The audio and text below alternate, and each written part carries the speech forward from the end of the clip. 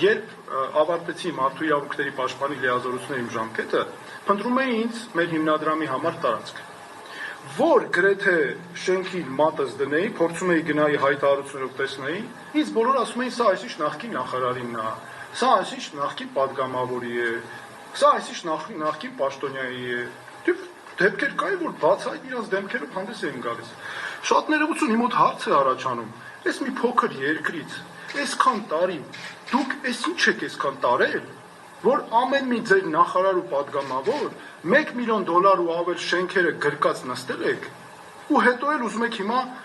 ապահովել Փաշինյանը, որ չօգտվի այդ հարցերից։ Դրա համար ես կարծում եմ, որ ճիշտը դա է, եւ սա անձնական չէ։ Տեսեք, հատուկ ուզում եմ ընդգծել։